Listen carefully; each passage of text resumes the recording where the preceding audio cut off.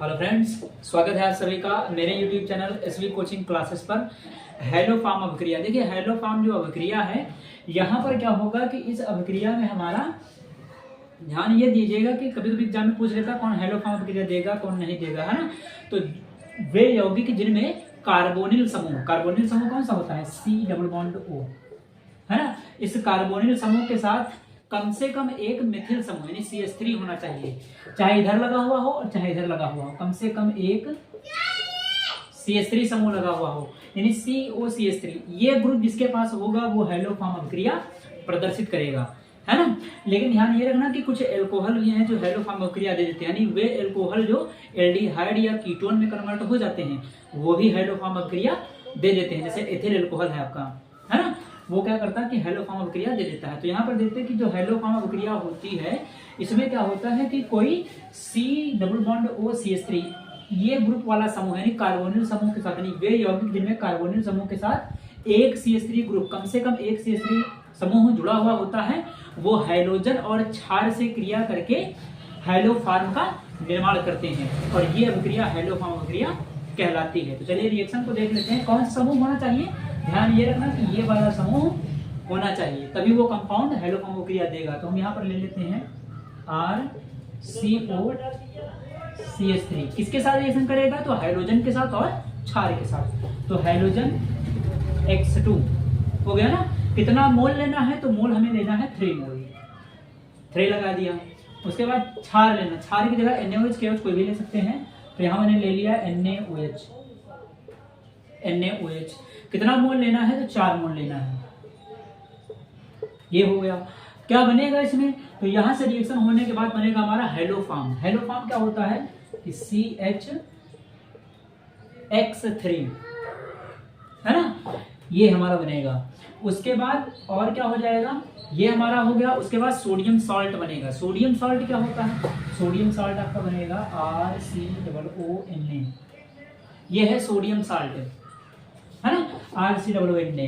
R की जगह जो भी ले लोगे तो सोडियम एसीटेट, सोडियम है।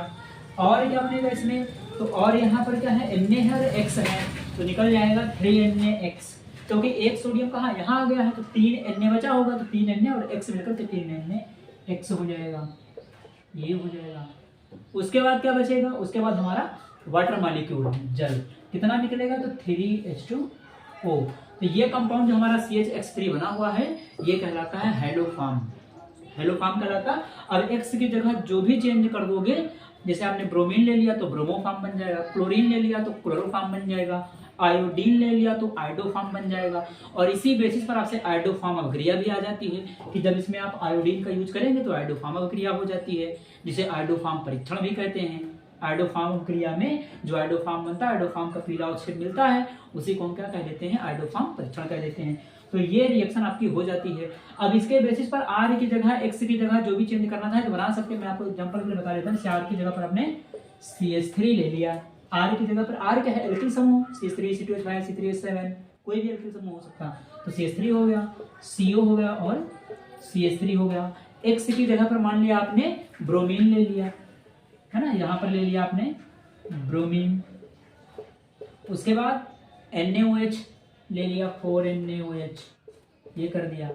तो इसके बेसिस पर ये रिएक्शन आप बना सकते हैं। तो इस तरीके से कई रिएक्शन बनाई जा सकती है ना। तो ये हो गई हमारी हेलो फॉर्म अभिक्रिया।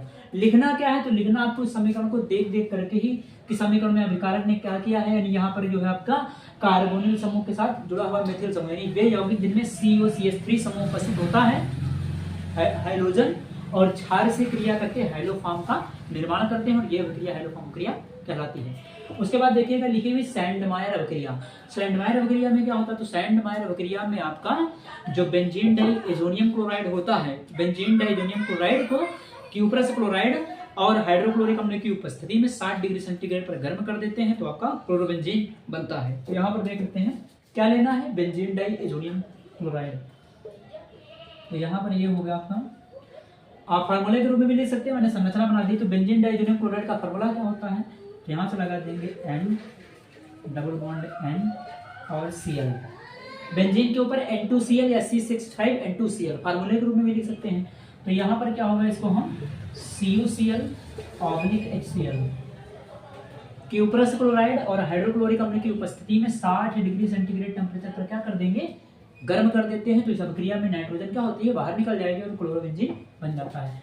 तो यहाँ बनने वाला जो प्रोडक्ट होगा हमारा वो क्या हो जाएगा, क्लोरोबेंजीन हो जाएगा और ये नाइट्रोजन हो जाएगी, है ना। तो इस प्रकार से हमारी ये 2 रिएक्शंस हो गए। इनका स्क्रीनशॉट ले लीजिए, फिर मैं आपको अगली रिएक्शंस बताता हूँ। तो देख लेते हैं अगली जो हमारी अभिक्रिया है वो डार्जन अभिक्रिया है। डार्जन अभिक्रिया क्या होती है कि जब एल्कोहल की अभिक्रिया, कोई भी एल्कोहल हो, एल्कोहल की अभिक्रिया हम थायोनिल क्लोराइड SOCl2 के साथ करवाते हैं तो इस अभिक्रिया में एल्किल हैलाइड बनता है, एल्किल हैलाइड का निर्माण होता है। तो चलिए देख लेते हैं, एल्किल हैलाइड बन जाएगा और सल्फर डाइऑक्साइड बन जाएगी, HCl बन जाएगा। तो चलिए देख लेते हैं क्या है कि एल्कोहल ROH, ये एल्कोहल होता है ROH, सामान्य फार्मूला ROH, R की जगह कोई भी हो सकता है, CH3 एल्किल समूह है ना, तो ROH हो गया।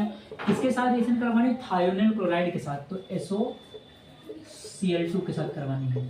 तो बनेगा क्या, तो एक तो बन जाएगा एल्किल हैलाइड, हेलोएल्केन, तो यहाँ से क्या बनेगा RCl बन जाएगा, है ना, ये लिया तो RCl बन जाएगा। और क्या बनेगा, तो यहाँ से SO और ये वाला ऑक्सीजन, यहाँ से SO और ये वाला ऑक्सीजन मिलकर के क्या SO2 बना देगा, तो SO2 हो जाएगा। उसके बाद बचा क्या, एक क्लोरीन यहाँ से बच गया, H यहाँ से बच गया, तो और क्या निकलेगा HCl बन जाएगा। तो इस प्रकार से आपकी डार्जन अभिक्रिया हो जाती है। तो यहाँ पर R की जगह पर जो भी चेंजेस करेंगे उसी हिसाब से आपको एल्किल हैलाइड या हेलोएल्केन मिल जाएगा। उसके बाद देखिए लिखा होगा कि रोजनमुंड अपचयन अभिक्रिया। रोजनमुंड अपचयन अभिक्रिया में क्या होता है, इसमें किसी कार्बोनिल क्लोराइड का जो अपचयन है, देखिए नाम से पता चल रहा है तो क्या होगा, अपचयन। अपचयन का मतलब क्या होता है, हाइड्रोजन का जुड़ना।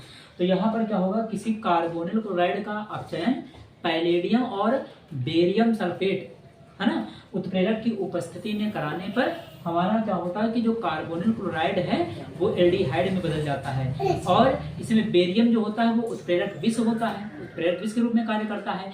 इसलिए हमारा जो एल्डिहाइड है वो एल्कोहल में ऑक्सीकृत नहीं होता है। तो आपके मान लिया ऑब्जेक्टिव प्रश्न में पूछा जा सकता है या किसी प्रश्न में पूछा जा सकता है कि इस अभिक्रिया में जो है किस वजह से एल्डिहाइड का अपचयन जो है एल्कोहल में नहीं होता है, ऑक्सीकरण, है ना। तो ध्यान रखिएगा। चलिए लिख लेते हैं रोजनमुंड अपचयन। तो क्या है, कार्बोनिल क्लोराइड, कोई भी निर्णय जिसमें ले लिया RCOCl, ये ले लिया है RCOCl, कार्बोनिल क्लोराइड, अपचयन करवाना है ना, तो अपचयन के लिए क्या जोड़ेंगे हम, हाइड्रोजन जोड़ेंगे, तो H जोड़ेंगे, ये लिख लिया H, है ना। कितना हाइड्रोजन जोड़ेंगे, तो यहाँ से क्लोरीन को गायब करना, हटाना है और इसमें हाइड्रोजन जोड़ के एल्डिहाइड बनाना है, एल्डिहाइड बनेगा ना, तो हाइड्रोजन कितना हो जाएगा 2।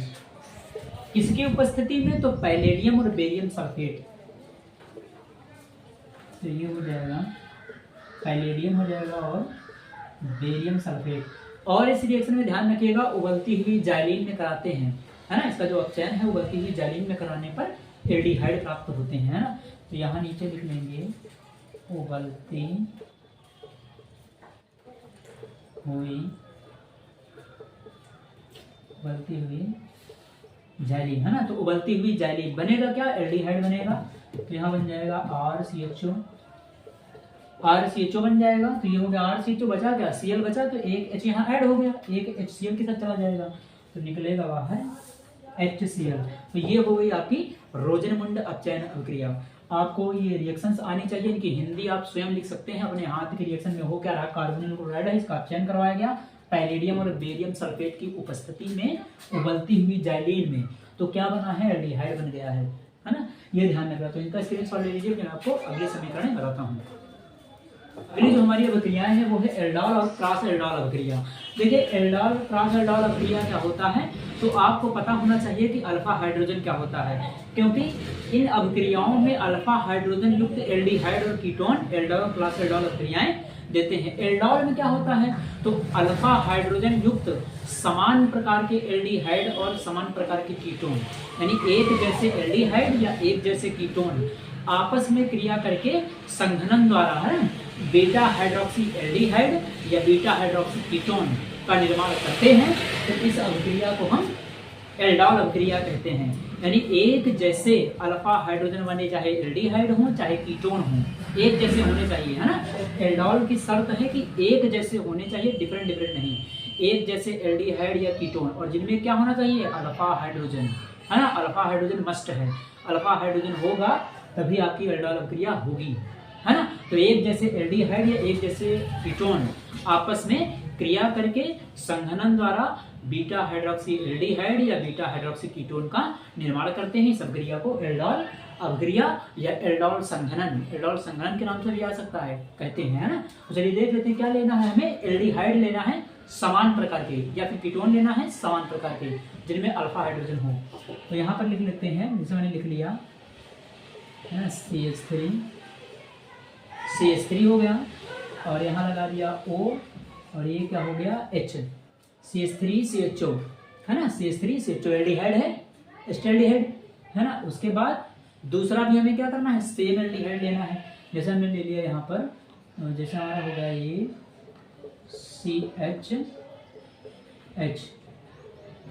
H मैंने ऊपर लगा दिया है समझाने के लिए, है ना। तो CH3 हो जाएगा, और यहाँ से CHO का हमें काम नहीं, तो उसको ऐसे लिख लेंगे, है ना।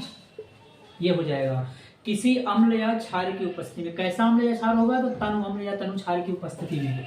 तो हम यहाँ लिख लेते हैं डाइल्यूट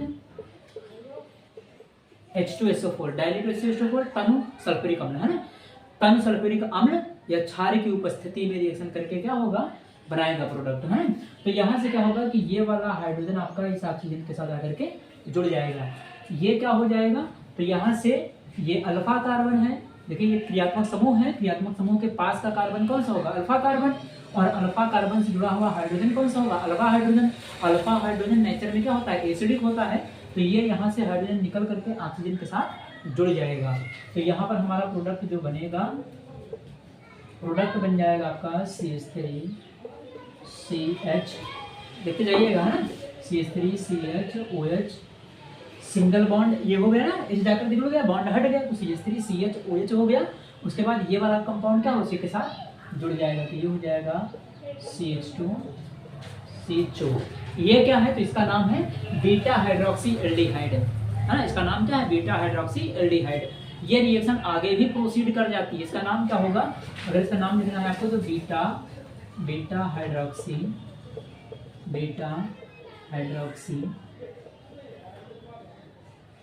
एल्डिहाइड, है ना। इसका नाम क्या होगा, बीटा हाइड्रोक्सी एल्डिहाइड। देखिए ये अल्फा कार्बन, ये बीटा कार्बन, बीटा पर क्या है, OH है, OH को क्या कहते हैं, हाइड्रोक्सी। तो बीटा हाइड्रोक्सी और एल्डिहाइड, तो बीटा हाइड्रोक्सी एल्डिहाइड। ये रिएक्शन आगे हो जाती, तो आगे में क्या है कि ये जब हीट कर देंगे इससे, तो वाटर क्या हो जाएगा, संघनन, है ना। तो यहाँ पर क्या होगा कि आगे वाटर फिर से निकल जाएगा। तो वाटर के लिए क्या होगा, यहाँ से जो 2H है, यहाँ से एक हाइड्रोजन निकल जाएगा, यानी यहाँ से एक हाइड्रोजन यहाँ से निकल जाएगा, है ना। ये वाला हाइड्रोजन निकल जाएगा, और यहाँ से क्या निकल जाएगा, OH निकल जाएगा। तो OH और H मिलकर के H2O निकल जाएगा। उसे हीट करेंगे तो यहाँ क्या हो जाएगा, H2O निकल जाएगा। H2O निकल जाने के बाद क्या होगा, यहाँ डबल बॉन्ड आ जाएगा। तो ये हो जाएगा CH3CH, और डबल बॉन्ड हो जाएगा CHO, है ना। ये बन जाएगा CH3CH डबल बॉन्ड CHCHO। इसका नाम क्या होगा, तो इसको कहेंगे क्रोटॉन एल्डिहाइड, है ना। तो यहाँ पर ये क्या बन गया, क्रोटॉन एल्डिहाइड, है।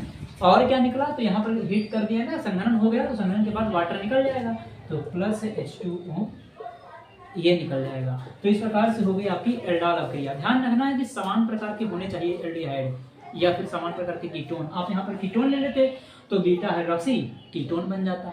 सेकंड वाले को देख लेते हैं, क्रॉस एल्डाल। देखिए क्रॉस एल्डाल में क्या है कि एक एल्डिहाइड होगा और एक कीटोन होगा, लेकिन अल्फा हाइड्रोजन जरूर होगा। दोनों में ध्यान रखिएगा, चाहे अल्फा एल्डिहाइड हो या डिफरेंट कीटोन हो, यहाँ पर क्या होगा, एक एल्डिहाइड होगा, दूसरा कीटोन होगा, है ना। वो एरोमेटिक एलिफेटिक कोई भी हो सकता है, तो एल्डिहाइड हो सकता है या फिर कीटोन। तो एल्डिहाइड कीटोन की जब क्रिया होगी तो उसे कहेंगे क्रॉस, तभी तो उसका नाम है क्रॉस, जब डिफरेंट होगा, लेकिन अल्फा हाइड्रोजन जरूर होना चाहिए। तो यहाँ पर ले लेते हैं एग्जाम्पल हम, जैसे मैंने ले लिया आपसे CH3CHO, ये क्या है, एस्टल्डिहाइड। कीटोन ले लेते हैं, तो कीटोन मैंने ले लिया CH2H, ये हो गया, और यहाँ पर कर लेते हैं CH3। यहाँ भी क्या कर देंगे, डाइल्यूट सल्फ्यूरिक अम्ल H2SO4, है ना। तन सल्फ्यूरिक अम्ल या तन कोई क्षार हो सकता है, इनकी उपस्थिति में जैसे रिएक्शन आपकी ये हुई है बिल्कुल वैसे ही हो जाएगी। यहाँ हाइड्रोजन क्या होगा, ऑक्सीजन के साथ ऐड हो जाएगा, तो यहाँ पर क्या बनेगा, CH3 CHOH, देखिए CH3 CHOH जुड़ जाएगा ना, यहाँ CH3 CHOH और सिंगल बॉन्ड हो जाएगा CH2 CO CH3, है ना। ये क्या है, ये है बीटा हाइड्रोक्सी कीटोन। ये क्या होगा कि आगे फिर से रिएक्शन हो जाएगी, संघनन हो जाएगा, कंडेंसेशन। तो ये बिल्कुल क्या होगा, यहाँ से H और यहाँ से OH निकल जाएगा, यहाँ से OH यहाँ से H, H2O बाहर निकल जाएगा। तो क्या बन जाएगा हमारा, जैसे प्रोडक्ट हमारा यहाँ पर बना था बिल्कुल वैसे यहाँ पर भी बन जाएगा। तो CH3 CH double bond CH CO CH3, है ना। ये हमारा प्रोटॉन एल्डिहाइड है, ये हमारा क्या हो जाएगा, प्रोटॉन कीटोन हो जाएगा, है ना। तो इस प्रकार से हमारी इसमें बीटा हाइड्रोक्सी कीटोन बन सकता है, या फिर यहाँ पर प्रोटॉन कीटोन बन जाएगा। तो इस प्रकार से ये आपकी एल्डोल और ट्रांस एल्डोल, देखिए ध्यान रखिएगा कि इसमें अल्फा हाइड्रोजन होना अनिवार्य है और सभी में अल्फा हाइड्रोजन है ना, ये ध्यान रखिएगा। और ये हाइड्रोजन आगे पीछे आप लगा सकते हैं, इससे कोई दिक्कत नहीं है, ना। इनका स्क्रीनशॉट ले लीजिए, फिर मैं आपको अगली समीकरण सॉल्व करवा देता हूँ। अगली अभिक्रियाओं को, तो अगली हमारी जो अभिक्रिया है वो है कैनिजारो क्रॉस कैनिजारो। देखिए कैनिजारो अभिक्रिया जो होती है वो हमारी अल्फा हाइड्रोजन विहीन, यानी जिनमें अल्फा हाइड्रोजन ना पाया जाए वो एल्डिहाइड हमारे कैनिजारो अभिक्रिया और क्रॉस कैनिजारो अभिक्रिया दिखाते हैं। कीटोन तो दिखाते ही नहीं, क्योंकि कीटोन क्या होगा, कीटोन में तुरंत अल्फा हाइड्रोजन आ जाएगा, कार्बोनिल समूह के साथ अल्फा कार्बन होगा, अल्फा कार्बन के साथ अल्फा हाइड्रोजन हो जाएगा। इसलिए जो कैनिजारो अभिक्रिया है, कोई भी कीटोन हमारा कैनिजारो अभिक्रिया नहीं दिखाता, ना तो कैनिजारो और ना ही क्रॉस कैनिजारो। तो ये अभिक्रिया केवल एल्डिहाइड दिखाते हैं, और वो एल्डिहाइड दिखाएंगे जिनमें अल्फा हाइड्रोजन नहीं होगा, है ना। तो कैनिजारो को देख लेते हैं। कैनिजारो अभिक्रिया में क्या बताया जाता है कि जब दो अल्फा हाइड्रोजन विहीन जब दो समान एल्डिहाइड के अणुओं की अभिक्रिया सांद्र NaOH या KOH या किसी भी क्षार की उपस्थिति में कराते हैं, तो इस अभिक्रिया में एल्कोहल और सोडियम साल्ट का निर्माण होता है ना। तो इस कहानी को आप समीकरण से भी लिख सकते हैं, समीकरण से देख करके ही आपको लिख देना किसकी अभिक्रिया कैसे हुई, कैसे क्या करना है ना। मेन तो समीकरण आपको आनी चाहिए। तो कैनिजारो में क्या करना है कि हमें क्या लेना है, समान प्रकार के एल्डिहाइड जिनमें अल्फा हाइड्रोजन नहीं हो। तो यहाँ पर हम ले लेते हैं HCHO, ये क्या है, फॉर्मेल्डिहाइड है ना। फॉर्मेल्डिहाइड के कितने अणु लेने हैं, 2 अणु लेने हैं, है ना, क्योंकि एल्डिहाइड के हमें कितने मॉलिक्यूल लेने हैं, 2, और जिनमें अल्फा हाइड्रोजन ना हो। तो ये हो गया एल्डिहाइड। किसके साथ करवाने, तो सांद्र NaOH ले लीजिए या KOH ले लीजिए। तो यहाँ पर मैंने ले लिया NaOH ही ले लिया, NaOH हो गया। उसके बाद क्या होगा कि यहाँ से हमारी रिएक्शन जो हो जाएगी, ये NaOH की सांद्रता कितनी होती है, तो 50% होती है, लिखा होता है समीकरण में 50% NaOH के साथ रिएक्शन करके, है ना। क्या बनेगा, एल्कोहल बनेगा और सोडियम साल्ट बनेगा। तो यहाँ पर एल्कोहल बन जाएगा CH3, OH बन जाएगा, और सोडियम साल्ट मतलब सोडियम फॉर्मेट या सोडियम एसीटेट, जैसा आपका एल्किल समूह होगा वैसा बन जाएगा। तो ये हो जाएगा HCOONA, ये है सोडियम फॉर्मेट, है ना। तो ये हो गया एल्कोहल और ये हो गया आपका रिएक्शन। तो ये हो गई हमारी कैनिजारो अभिक्रिया। ध्यान रखिएगा, ऑब्जेक्टिव में भी पूछा जा सकता है कि कौन सा एल्डिहाइड देगा कौन नहीं देगा, है ना। तो अगले देखते हैं कि क्रॉस कैनिजारो। क्रॉस कैनिजारो में क्या है, तो एक एरोमेटिक एल्डिहाइड, एक एलिफेटिक एल्डिहाइड, यानी एक रिंग वाला एल्डिहाइड हो जाएगा एरोमेटिक और एक एलिफेटिक। तो जब अलग अलग प्रकार के एल्डिहाइड के बीच में रिएक्शन होगी तो उसे कहेंगे क्रॉस कैनिजारो। क्रॉस कैनिजारो का मतलब क्या है, अलग अलग, जब रिएक्शन अलग अलग एल्डिहाइड के बीच में होगी। जैसे हमने एक एस्टरडिहाइड ले लिया, एक ले लिया बेंजल्डिहाइड ले लिया, लेकिन ध्यान रखना कि अल्फा हाइड्रोजन नहीं होना चाहिए। तो चलिए इस रिएक्शन को लिख लेते हैं क्रॉस कैनिजारो। क्या करना है हमें, तो एक हमने ले लिया, एक फॉर्मेल्डिहाइड ले लिया, और दूसरा क्या किया, दूसरा ले लिया हमने बेंजल्डिहाइड, है ना। तो यहाँ पर क्या करना है हमें कि यहाँ पर हमें फिर वैसे ही रिएक्शन हो जाएगी कि आपका सांद्र NaOH या KOH की उपस्थिति में, क्षार की उपस्थिति में यहाँ भी एल्कोहल बनेगा और सोडियम साल्ट बनेगा। तो यहाँ कौन सा एल्कोहल बनेगा, तो यहाँ बनेगा आपका बेंजिल एल्कोहल, है ना। यहाँ पर हो जाएगा C6H5CH2OH, ये हो जाएगा, और बाकी बचा हुआ सोडियम फॉर्मेट हो जाएगा HCOONA, है ना। तो यहाँ पर हमारा क्या हो जाएगा कि इस प्रकार से, और ये हमारी जो रिएक्शन है ना, इसको ये ध्यान ये रखिएगा कि यहाँ डिफरेंट डिफरेंट टाइप के एल्डिहाइड लिए गए, समान एल्डिहाइड नहीं होंगे, है ना। इसीलिए इसका नाम क्या है, क्रॉस कैनिजारो है ना। ध्यान रखिएगा, इसका नाम क्या है, क्रॉस कैनिजारो अभिक्रिया है, इसलिए इसका ध्यान रखिएगा आप लोग। और इसमें हम लिख क्षार भी लिख सकते हैं आप, यहाँ पर क्षार इसमें लिख लीजिए NaOH कितना होगा 50% है ना, क्योंकि रिएक्शन क्षार की उपस्थिति में होती है। तो इस अभिक्रिया में रिएक्शन होकर हमारा बेंजीन अल्कोहल हो सकता है कि आपको रिंग के रूप में बनाया हुआ मिल सकता है किताब सीरीज में कहीं पर, है ना। तो ये हमारा बेंजीन अल्कोहल हो जाएगा और ये सोडियम फॉर्मेट हो जाएगा। तो ये रिएक्शन हमारी हो गई, स्क्रीनशॉट ले लीजिए, फिर मैं आपको अगली समीकरण बताता हूँ। तो हमारी अभिक्रिया वो क्लीमेंसन अपचयन और HBZ। देखिए क्लीमेंसन अपचयन नाम से पता चल रहा है कि अपचयन अभिक्रिया है। तो अपचयन में क्या होता है, हाइड्रोजन जुड़ता है। तो यहाँ पर क्या होगा कि किसी एल्डिहाइड या कीटोन का क्या हो जाएगा, अपचयन हो जाएगा। अपचयन मतलब उसमें हाइड्रोजन जुड़ जाएंगे। चलिए लिख लेते हैं इस रिएक्शन को। तो यहाँ पर देखिए RCH, ये पता है आपको एल्डिहाइड है। RCHO क्या होता है, एल्डिहाइड। CHO ग्रुप एल्डिहाइड के लिए होता है। तो हाइड्रोजन जोड़ना है यहाँ पर, तो हाइड्रोजन हमने ले लिया। तो हाइड्रोजन हमें कितने जरूरत पड़ेगी यहाँ पर, 4 हाइड्रोजन की, 4 हाइड्रोजन की, है ना। कौन कौन उपस्थित होगा, तो जिंक अमलगम और हाइड्रोक्लोरिक अम्ल की उपस्थिति में होगा, यानी ZnHg ऑब्लिक HCl की प्रेजेंस में ये रिडक्शन होता है, अपचयन होता है। इसमें बनेगा क्या, तो यहाँ पर आपका बन जाएगा एल्केन बन जाएगा और वाटर, यानी यहाँ से रिच का बॉन्ड तोड़ देंगे और इधर 2H लगा देंगे और यहाँ पर 2H लगा देंगे। तो क्या बन जाएगा कि RCH3 बन जाएगा और ये क्या बन जाएगा H2O, ये बाहर निकल गया वाटर। तो इसकी कहानी को आप लिख सकते हैं, हिंदी को इसकी लिख सकते हैं ना। मेन तो आपको रिएक्शन आनी चाहिए, आप इसकी हिंदी लिख सकते हैं कि यहाँ पर एल्डिहाइड का अपचयन जिंक अमलगम और हाइड्रोक्लोरिक अम्ल की उपस्थिति में कराते हैं, तो इस अभिक्रिया में एल्केन का निर्माण होता है। तो ये हो गया अपचयन। देखिए HBZ आ गई।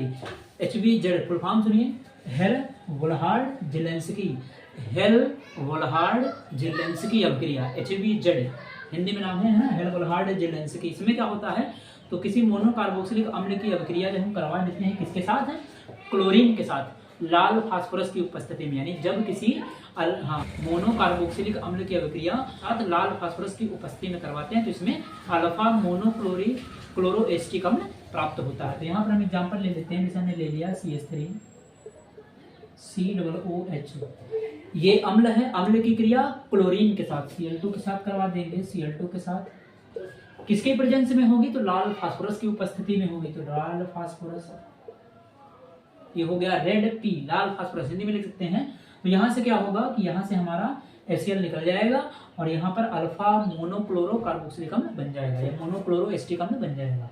तो ये बनेगा CH2ClCOOH, ये हो गया। तो निकलेगा क्या H और यहाँ से एक Cl निकल जाएगा, तो निकल जाएगा आपका HCl। इसका नाम क्या होगा, तो अल्फा मोनोक्लोरो एस्टिक अम्ल, है ना, अल्फा मोनोक्लोरो एस्टिक अम्ल। यानी यहाँ पर हम क्या करेंगे कि मोनो एसिटिक अम्ल या मोनो कार्बोक्सिलिक अम्ल की अभिक्रिया क्लोरीन के साथ लाल फास्फोरस की उपस्थिति में करवाते हैं, तो इस अभिक्रिया में अल्फा मोनोक्लोरो कार्बोक्सिलिक अम्ल प्राप्त होता है। तो ये हो गई हमारी 2 समीकरण, इनका स्क्रीनशॉट ले लीजिए, फिर मैं आपको अगली समीकरण बता देता हूँ। समीकरणों को देख लेते हैं और ये हमारी लास्ट अभिक्रियाएं हैं। इसके बाद हमारी अभिक्रियाएं, मेन इंपॉर्टेंट अभिक्रियाएं खत्म हो जाती हैं। अगर कुछ बचेंगी तो मैं आपको और बता दूंगा, लेकिन यहाँ पर हमारी अभिक्रियाएं लगभग जो है समाप्त हो जाती है। तो देखिए हाफमैन ब्रोमो एमाइड अभिक्रिया, नाम से ही पता चल रहा है हाफमैन ब्रोमो एमाइड, यानी इसमें ब्रोमीन भी होगा और एमाइड भी होगा। तो किसी एमाइड की अभिक्रिया ब्रोमीन के साथ, ब्रोमीन और क्षार के साथ कराने पर इस अभिक्रिया में एमीन का निर्माण होता है। तो चलिए देख लेते हैं, हम कोई भी एमाइड ले सकते हैं, है ना। जैसे मैंने यहाँ पर ले लिया C2H5 CONH2, है ना, प्रोपेनामाइड है ये, इसकी जगह पर R भी लिखा हो सकता है। तो इसकी क्रिया किससे करवानी है, ब्रोमीन के साथ, यानी ये हो गया Br2। और किसके साथ करवानी है, क्षार के साथ, तो KOH ले लेंगे या NOH ले सकते हैं। यहाँ पर कितनी आवश्यकता होगी, तो 4 की। तो यहाँ पर क्या बनेगा, हमारा एमीन बनेगा C2H5 और यहाँ से NH2, है ना, C2H5 और NH2, ये बन जाएगा C2H5 NH2 हो जाएगा। और क्या बनेगा, तो K2CO3 पोटेशियम कार्बोनेट बन जाएगा। यहाँ से क्या बनेगा, K2CO3 पोटेशियम कार्बोनेट बन गया। फिर क्या बनेगा, तो एक बन जाएगा हमारा K और Br के साथ। देखिए एक पोटेशियम तो यहाँ से 2 निकल गए, 2 पोटेशियम बचे हैं ना, 2 पोटेशियम 2 ब्रोमीन के साथ, तो 2KBr। तो यहाँ हो जाएगा 2KBr हो जाएगा। उसके बाद 2H2O, वाटर निकल जाएगा, तो 2H2O। तो ये हमारा इसमें एमीन बनता है इस अभिक्रिया में, है ना। तो ये हो गई आपकी हाफमैन ब्रोमो एमाइड अभिक्रिया। सेकंड देखते हैं half man mustard iron sulphide और मर्क्यूरी क्लोराइड की से करवाते हैं, जिसमें आपका एथिल थायोआइसोसाइनेट नाम का यौगिक बनता है, जिसकी गंध सरसों के जैसी होती है, इसलिए इसका नाम रखा गया है हाफ मैन मस्टर्ड ऑयल अभिक्रिया। देख लेते हैं यहाँ पर हम ले लेते हैं C2H5NH2 किसी एमीन की अभिक्रिया कार्बन डाइसल्फाइड से, तो CS2 कार्बन डाइसल्फाइड और मर्क्यूरी क्लोराइड HgCl2 इसके साथ करवाएंगे तो क्या बनेगा एथिल थायोआइसोसाइनाइड, तो C2H5NCS ये बन जाएगा, और क्या मर्क्यूरिक सल्फाइड बन जाएगा HgS ये बन जाएगा हमारा, है ना। तो यहाँ से रिएक्शन होने के बाद हमारा ये बन जाएगा और उसके बाद बचा हुआ HCl, है ना। इस तरीके से हमारा ये क्या है, तो ये है एथिल थायोआइसोसाइनाइड, है ना, सरसों की गंध युक्त यौगिक, है ना। ये जो बना हुआ एथिल थायोआइसोसाइनाइड का निर्माण हो गया। तो यहाँ पर आपकी कुछ महत्वपूर्ण अभिक्रियाएं खत्म हो जाती हैं। इनके अलावा यदि कोई रिएक्शन बचती है तो मैं आपको आगे बता दूंगा, वरना इतनी रिएक्शंस आपकी मोस्ट इंपॉर्टेंट हो जाती हैं। उम्मीद करता हूँ कि आप सभी को ये समझ में आया होगा, और वीडियो अच्छा लगा हुआ हो तो चैनल को ज़्यादा से ज़्यादा शेयर करते रहें। Thanks for watching this video.